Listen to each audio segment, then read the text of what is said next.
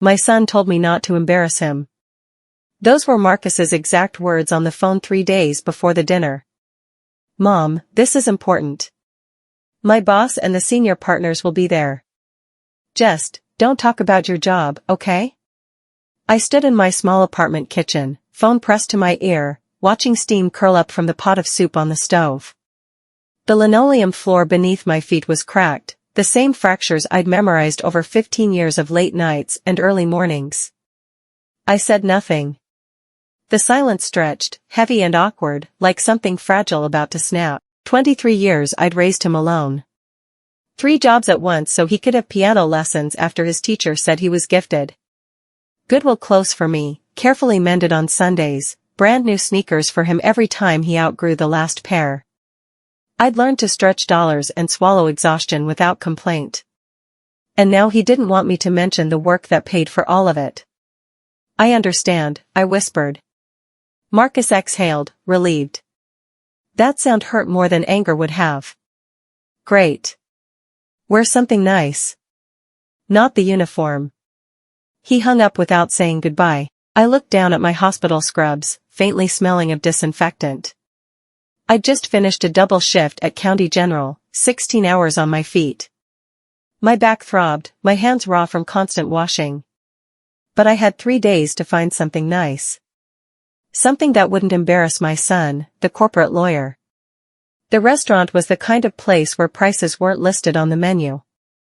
I knew because I'd looked it up online the night before, sitting at my kitchen table with my old refurbished laptop. The photos showed crystal chandeliers, white tablecloths, and food plated like art, each dish probably worth more than my weekly groceries.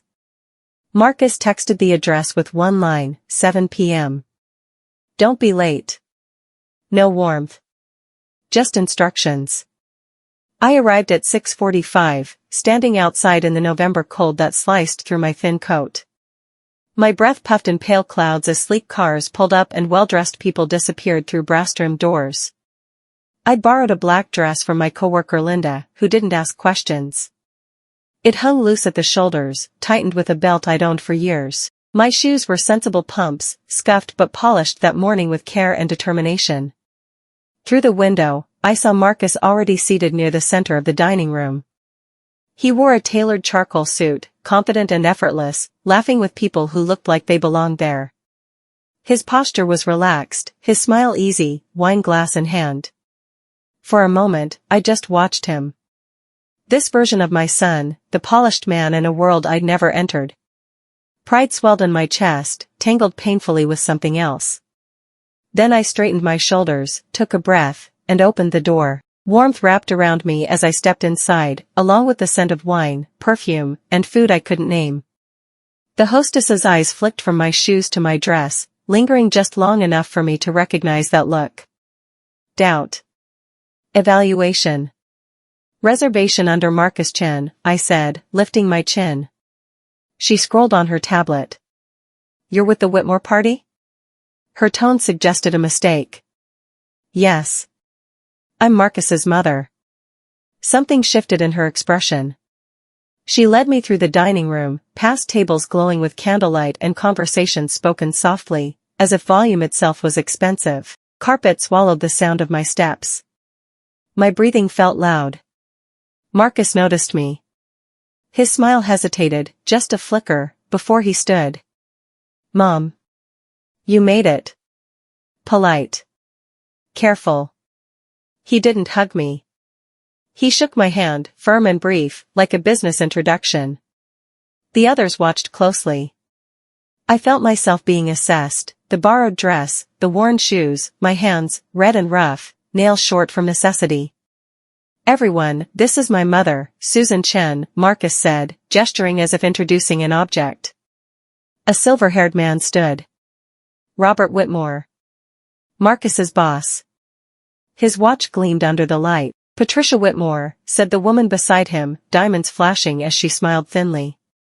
The others introduced themselves, David, eager and bright, and Catherine, observant and silent. I sat where Marcus indicated, the table between us wide and formal. A waiter poured water into my glass. Wine, he asked. I glanced at Marcus. A subtle shake of his head. Just water, I said. Patricia arched an eyebrow. Oh, you must have something. We're celebrating. Marcus just made junior partner. My chest filled with pride. That's wonderful, I said. Marcus stared into his glass. Conversation flowed easily around me, deals and cases discussed in language sharpened by money and confidence. I smiled when appropriate, nodded when addressed, careful not to take up too much space. My water glass remained untouched. At one point, Robert Whitmore turned to me, his expression curious rather than dismissive. Mrs. Chen, he said, Marcus tells us you raised him on your own. Yes, I replied. That couldn't have been easy, he said. What line of work were you in? The table went still. I felt Marcus stiffen, his eyes lifting sharply to mine. Before I could answer, Patricia laughed lightly. Oh, I'm sure she did her best, she said, waving a jeweled hand. Single mothers are so resilient. I met Robert's gaze. For the first time that evening, I didn't look away. I'm a nurse, I said. Emergency department. County General. David blinked. Catherine's eyes sharpened. Robert leaned back slightly. Interesting, he said. You know, Marcus handled a malpractice case last year involving County General. Brilliant work. I remember thinking, someone taught that young man discipline under pressure. Marcus's face had gone pale. Robert continued, voice thoughtful. Funny thing about law. We can teach strategy. But endurance? That's learned at home. The silence was different now. He turned to Marcus. Question for you, he said calmly. When you told us not to invite your mother sooner, were you ashamed of where you came from? Marcus opened his mouth. No words came out. I folded my hands in my lap, steady at last. The table had shifted. And for the first time all evening, my son couldn't look away from me. The waiter returned with leather-bound menus, heavy and smooth beneath my fingers. I opened mine and felt my stomach tighten. $45 for a salad. $60 for pasta. Entrees climbed even higher, numbers that made my nurse's salary feel microscopic. The cheapest dish cost nearly what I spent feeding myself for a week. Order whatever you like, Susan, Robert Whitmore said kindly. This is on us. Marcus has earned it. He smiled at my son with pride that seemed effortless. I chose the least expensive pasta, though even that felt indulgent. Around me, the others ordered appetizers, premium steaks, wine I couldn't pronounce. Marcus ordered confidently, steak, sides, truffle butter, his voice smooth, practiced. He still wouldn't meet my eyes. Conversation flowed over me, dense with jargon and casual power. Mergers. Clients. Billable hours. I stayed quiet, hands folded tightly in my lap, exactly as Marcus had asked. I sipped water and focused on breathing. Then Patricia turned to me, her smile sharp and deliberate. So, Susan. Marcus never talks about his family. What do you do? The table went silent. Even Marcus froze, his fork suspended midair. I felt his tension like heat across the table. I'm a nurse, I said calmly. I could feel Marcus's panic instantly. His shoulders stiffened, his jaw clenched hard enough that I worried his teeth might crack. This was the moment he'd feared, the moment I'd been warned about. Patricia's smile widened. How nice. What kind of nursing? I work ICU at County General, I said. Robert nodded thoughtfully. That's demanding work. It is, I agreed. I didn't mention the double shifts, the aching feet, the patients who died holding my hand. I didn't mention the money I'd slipped into trembling palms for prescriptions or cab rides home. None of that belonged at this table. Marcus resumed eating, cutting his steak too forcefully, movements rigid and mechanical. David leaned forward, earnest. County General? That's the public hospital. My sister trained there. She said the nurses run the place. I smiled, grateful. We try. Catherine, who had been quietly observing, finally spoke. "How long have you been a nurse?" 26 years, I said. "I started when Marcus was 2. Patricia raised her eyebrows. "So you raised him alone?" "Yes," I replied evenly. "His father passed away when Marcus was a baby." Robert murmured his condolences, sincerity in his voice. Marcus stared at his plate, as though disappearing into it might save him. The appetizers arrived, artfully plated and untouched by me. I hadn't ordered one, unwilling to add to the cost of my presence. The conversation drifted back to business, some merger worth more money than I could comprehend. Marcus spoke animatedly now, explaining concepts with clarity and confidence. Watching him, I felt the familiar swell of pride. He had always been brilliant. Even as a child, he understood things instinctively, grasped ideas beyond his years. I remembered the kitchen table with the wobbly leg, stabilized by folded cardboard. The one-bedroom apartment where I slept on the couch so Marcus could have the room. I remembered working nights, trading shifts, coming home at dawn to find him asleep over his books, a blanket wrapped around his shoulders. He'd done that himself, learning early how to take care of his own needs. I worked 3 jobs when he applied to college. Hospital mornings. Clinic evenings. Nursing home weekends. 4 hours of sleep a night.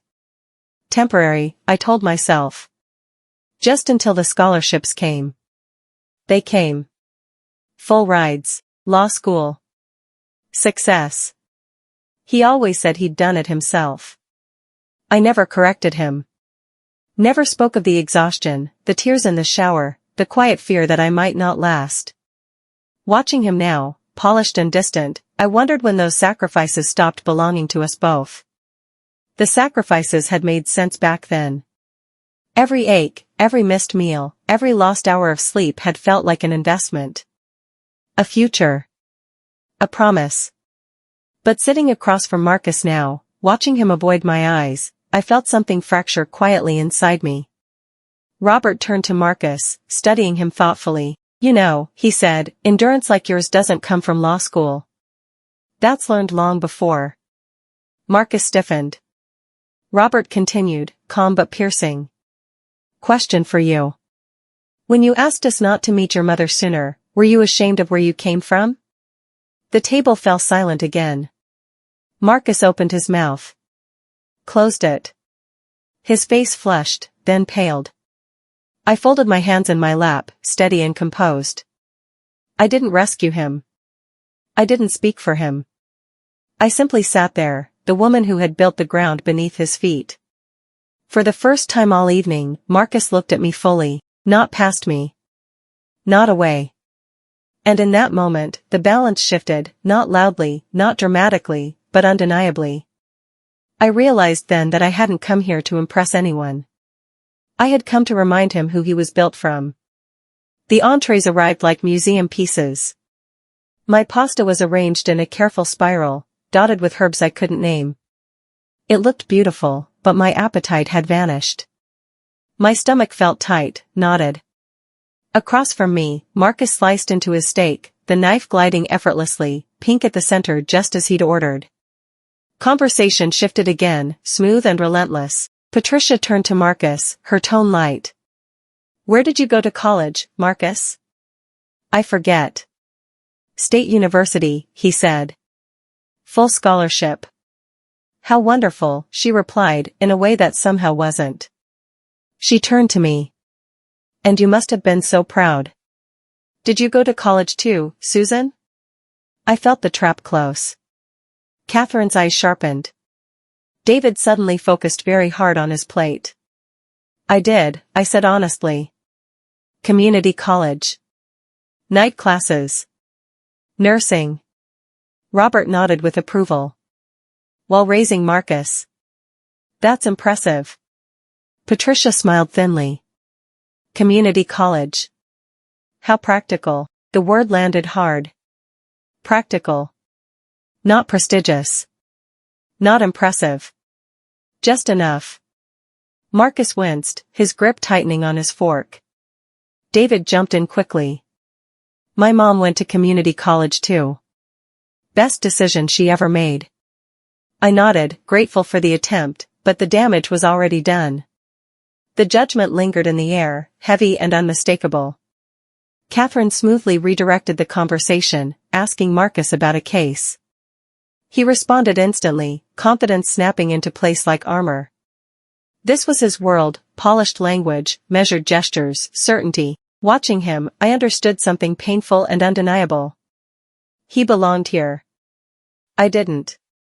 I pushed my pasta around the plate, the soft scrape of fork against china sounding louder than it should have. I considered leaving. Standing up, thanking them, slipping out into the cold and catching the bus home. Returning to my small apartment where nothing sparkled and no one judged. But leaving would humiliate Marcus more. So I stayed. Wine was poured again. Patricia spoke proudly about her daughter at Yale, studying art history. Of course, we're not sure what she'll do with it, she laughed lightly, but at least she'll be well educated. She'll have connections. I understood the implication clearly. Education as status. As belonging. Not my practical degree earned at night, fueled by exhaustion and necessity. I stared at Marcus, at the ease with which he moved through this space, and wondered when I'd become something he needed to hide. When my sacrifices had turned into liabilities. Love kept me in my chair. Fear kept my mouth closed. Robert cleared his throat. The sound cut through everything. Susan, he said, turning to me, I'm curious about something. The table stilled. Marcus froze, color draining from his face. Marcus once mentioned you worked multiple jobs while he was growing up. How did you manage that while in nursing school? I did what I had to, I said simply. Marcus came first. 3 jobs, wasn't it? Robert continued. Hospital, clinic, nursing home? I looked at Marcus. His expression had shifted from panic to shock. How did Robert know? Yes, I said carefully. And nights, Robert added. So you could be home when Marcus got back from school? When I could. Memories rushed in, racing home to cook dinner, checking homework, rushing back out into the night. Sleep stolen in fragments. The table had gone completely silent. Patricia watched intently now. David and Catherine had stopped eating. Something had changed. I could feel it. The air felt charged, expectant. I didn't know why yet, but I knew this wasn't small talk anymore. Robert leaned back slightly. Marcus told me something last week, he said, voice calm but edged with steel. We were discussing work-life balance. Marcus went completely still. He said his mother taught him that sacrifice was a weakness. The words slammed into my chest. I couldn't breathe. My hands went numb. He said success comes from cutting off people who hold you back, Robert continued. People who settle. People who make excuses. Catherine looked at Marcus with open disgust. David stared, stunned. Patricia's smile had collapsed entirely. I couldn't speak. The room blurred. I found that interesting, Robert said, I's never leaving Marcus, given what I learned about you, Susan. So I did some research. Marcus finally spoke, his voice broken. Mr. Whitmore. You don't think I should say it? Robert interrupted coolly. You don't think your mother deserves to know what you really think of her? Silence fell, absolute, crushing. I sat very still, hands folded in my lap, heart pounding. Whatever happened next, I knew one thing with absolute clarity. This dinner was no longer about food, or class, or embarrassment. It was about truth. Robert pulled out his phone slowly, deliberately. I have a friend at County General, he said. Dr. Sarah Mitchell. Do you know her, Susan? My throat tightened. She's the head of the ICU. She is, he said. I called her last week and mentioned I'd be having dinner with you tonight. She had quite a lot to say. Marcus's hands were shaking now, gripping the table edge, knuckles white. Robert's voice remained calm. She told me about a nurse who's worked in her ICU for 26 years. A nurse who's trained half the staff. Who's known for skill, steadiness, compassion. Someone people trust when things are at their worst. He looked at me, almost gently. She said you've saved more lives than you'll ever know. Not just medically, by staying. By caring. Then he glanced back at his phone. She also told me about the scholarship fund. The table reacted instantly. Patricia straightened. David leaned forward. I felt heat rush to my face. It's nothing, I said quietly. Just something small. Small? Robert said. She says you personally funded nursing school for 12 people over the last decade. 12. The number sounded unreal spoken aloud, but it hadn't felt large while I was doing it. Just careful saving. Quiet choices. Helping women who reminded me of myself, tired, determined, one step from giving up. I wanted to disappear. This was never meant to be public. The fund was private, money saved from extra shifts, holidays, nights. Meant for single mothers who needed a chance, not attention. How is that possible? Patricia demanded. On a nurse's salary? I live simply, I said, eyes fixed on my hands. And night shifts pay more. Robert scrolled again. Dr. Mitchell also mentioned something else. You were offered the ICU director position. Twice. I inhaled slowly. Both times with significant raises, he continued. You turned them down. Why? Because directors couldn't take extra shifts. Because desk jobs didn't save lives. Because the extra money mattered more in someone else's hands. But I didn't say all that. The ICU needed someone at the bedside, I said softly. That's where the work is. Catherine leaned forward, incredulous. You gave up promotions to stay on the floor? Yes. Marcus was staring at me as if I were a stranger. His face was drained of color, his eyes wide and glassy. It's where I was needed most, I said, though the words felt too small. The table was silent again. But this silence felt different. Heavier. Sharper. Robert set his phone down carefully. Susan, he said, what you've done is extraordinary. Building a legacy of service while raising a child alone. Sacrificing advancement for others. Then he turned to Marcus, and his expression hardened completely. Which makes what I'm about to say very difficult. Marcus looked sick. 2 months ago, Robert said, we had a pro bono case, nurses suing their hospital for unsafe conditions. You advised me to drop it. Marcus nodded faintly. You said it was a waste of resources. That nurses knew what they signed up for. That if they didn't like it, they should leave. Each word hit like a blow. You also said, Robert continued quietly, that people in service professions who complain are too lazy, or too stupid, to get real careers. Patricia gasped. David shook his head. Catherine pushed her plate away in disgust. You said this, Robert said, voice deadly calm, in front of junior associates, teaching them how to think about people like your mother. I couldn't move. Couldn't breathe. The boy I raised and the man across from me no longer matched. Marcus tried to speak. I was talking about liability. You were talking about people, Robert cut in. People like Susan. Who sacrifice everything and ask only for dignity. He turned to me. I'm sorry you had to hear this.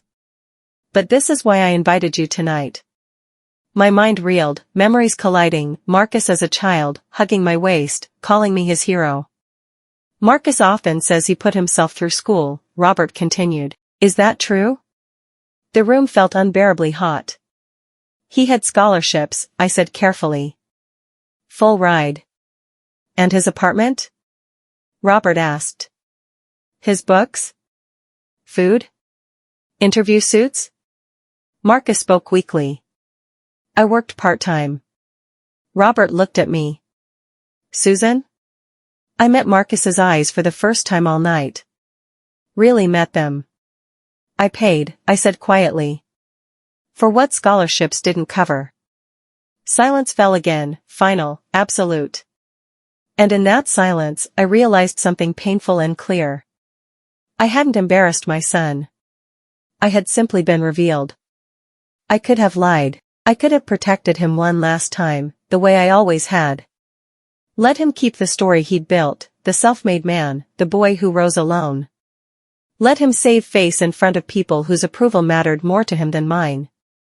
But something inside me finally broke. I paid for his apartment, I said quietly. His books. His food. His suits. His transportation. Everything scholarships didn't cover. Marcus's eyes widened in horror. Mom. I worked 60, sometimes 70 hours a week, I continued, the words rushing out now. I sent him money every month. $500 at first, then more when rent went up. I told him it was a scholarship fund. I let him believe that. Why? Patricia asked softly. Because he needed confidence, I said, my voice shaking. He needed to believe he could stand on his own. I thought it would help him succeed. Robert nodded slowly. And when did the money stop? I looked down at my hands, scarred, calloused, worn thin by years of work. It hasn't. The silence was total. Crushing. Marcus shook his head frantically. That's not true. I haven't received. Your student loans, I said gently. The ones you mentioned struggling with. You said the payments would bury you. His breath hitched as realization dawned. I didn't want you starting your career in debt, I continued. So I took extra shifts. Nights. Weekends. Holidays. I've been paying $500 a month for 4 years. Every month. Robert pulled out his phone, typed quickly, then turned the screen toward Marcus. Is this your loan account number? Marcus stared. His face went blank. The payments come from Susan Chen's account, Robert said calmly. Verified this morning. Marcus collapsed into his chair, his expensive suit suddenly looking like a disguise. Why? He whispered. Because you're my son, I said. Because your future mattered more than my comfort. More than my sleep. More than everything. Marcus was crying openly now, his shoulders shaking. Patricia was crying too, mascara streaking down her cheeks. The restaurant watched, but I didn't care anymore. I didn't know, Marcus sobbed. I thought. You thought you did it alone, Robert said firmly. And you built your identity on that belief. Better than people who needed help. Better than people who complained. Better than your mother. Marcus covered his face. When you made Junior partner, Robert continued, you were given a choice of cases. You chose the corporate merger. Prestige. Millions in fees. He turned to me. There was another case. Hospital workers exposed to asbestos. Nurses. Janitors. People dying because they trusted their workplace. My chest tightened. You said it wasn't worth your time, Robert said to Marcus. That they knew the risks. Disappointment settled over me, heavy and final. Not anger. Something worse. Marcus sobbed. I'm sorry. I didn't see. You didn't want to, Robert said quietly. He looked around the table. Marcus, you're brilliant. But you forgot where you came from. You forgot the woman who sacrificed everything so you could sit here and order $60 steaks. He turned to me. Dr. Mitchell told me you've never called in sick in 26 years. I nodded. I couldn't afford to. Patients depended on me. And later, the girls I helped through nursing school. You've been working yourself to death, Catherine said softly. I looked at my son, really looked at him. Broken. Stripped of illusions. I didn't come here to shame you, I said quietly. I came because I love you, but love doesn't mean silence forever. Marcus lifted his head, tears in his eyes.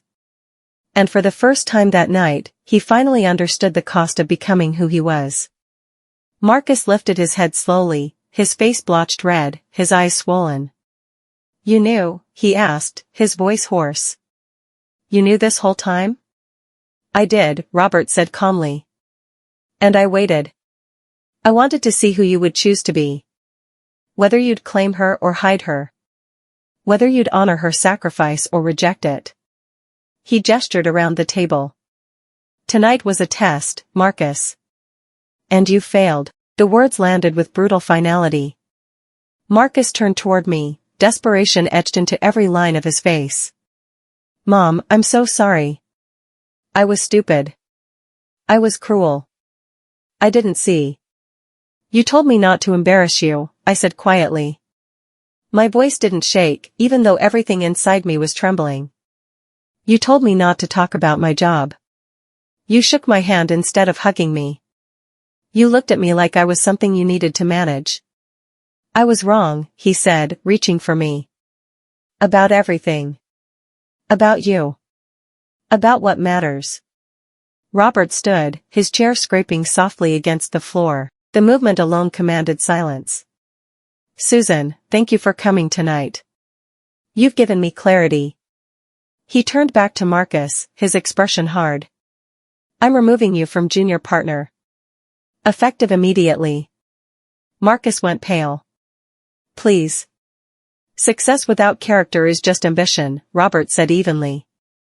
"And ambition without gratitude poisons everything it touches." "You'll remain an associate," Robert continued, his tone formal now. "And your next assignment is the hospital workers' asbestos case. You'll work at pro bono. Full-time. You'll meet the nurses, the aides, the housekeeping staff. You'll listen to their stories. You'll learn what real sacrifice looks like." Marcus nodded numbly, tears sliding down his face. Robert turned to me then, and something in him softened. "Susan, I'd like to offer you a position with the firm. We do a great deal of medical-related pro bono work. We need someone who understands healthcare from the inside. Someone who can teach our lawyers what patients and workers actually face." I stared at him, stunned. "I don't understand." "I'm offering you a job," he said gently. "A few hours a week. Flexible. The pay is modest, but fair. You can keep your hospital position if you wish." Patricia smiled at me, warm and sincere. "And we'll match whatever you contribute to your scholarship fund each year. Dollar for dollar." The numbers spun in my mind. The possibilities felt unreal. "Why?" I whispered. "Because people like you are rare," Robert said. "Because you represent what this profession forgets too often. And because I never got to thank my mother properly." "Don't let that be your story." Marcus stood on unsteady legs and walked around the table like someone moving through water. Then he knelt beside my chair. In that elegant restaurant, under crystal chandeliers, wearing a suit I had unknowingly paid for, my son knelt on the floor and took my rough, work-worn hands into his smooth ones. "Mom," he said, his voice breaking. "I don't know if you can forgive me. I don't know if I deserve it." Tears spilled freely now. "But I need you to know." He couldn't finish. I reached out and touched his face, the same way I had when he was little, when nightmares woke him or thunder frightened him. My hand on his cheek, grounding him, telling him without words that he wasn't alone. "Please," he whispered. "Let me say this." He swallowed hard. "You gave me everything. Your time. Your health. Your future. You worked yourself into exhaustion so I could have lessons, clothes, school, a chance at this life. And I repaid you by being ashamed. By hiding you. By calling your sacrifice weakness." He looked at Robert, then back at me. "I don't deserve junior partner. I don't deserve any of this. But if you'll give me another chance, I want to spend the rest of my life being the son you deserved." I pulled him up and held him. He clung to me like he used to when storms terrified him, like I was home. "I love you," he whispered. "I love you too," I said softly. "Always." That was never conditional. The restaurant had fallen silent. Other diners watched quietly, some wiping their eyes, others looking away out of respect. The moment felt suspended, as if time itself had paused to witness it. Robert Whitmore lifted his wine glass. To Susan Chen, he said, who showed us what real success looks like. What real strength truly is. Everyone stood. Marcus raised his glass with shaking hands. When we toasted, something inside me settled. For the first time, I felt like I belonged, not because I had changed, but because my son finally saw me. Later, Marcus drove me home. We sat in his car outside my apartment until dawn painted the sky pink and gold. He asked about my work, about the scholarship fund, about the students I'd helped. He listened as I told him about exhaustion, skipped meals, the promotions I turned down, about the life I'd lived quietly while building his. When I went inside, an envelope waited under my door. Inside was a check from Whitmore and Associates, the retainer for my consulting work. More than I earned in a month. A note was attached, written in Robert's firm hand, "Thank you for raising a son who can still learn. Thank you for making the world better through sacrifice. You reminded me why I became a lawyer." I sat on my worn couch, the one I'd slept on for years so Marcus could have a bedroom, and cried. Not from sadness. From relief. My son had finally come home. If you made it this far, thank you for staying with my story. Have you ever had to fight for what was rightfully yours? Have you ever discovered that someone you trusted was working against you, plotting in the shadows? Drop your story in the comments. I read every single one, and your experiences matter. And if this resonated with you, if you've ever felt erased by the people closest to you, please share this with someone who needs to hear it. Remember, you are not too emotional. You are not a burden. You are not weak for trusting. You are worthy of respect, honesty, and complete control over your own life. Until next time, stay strong and trust your instincts. They're usually right, even when people try to convince you otherwise.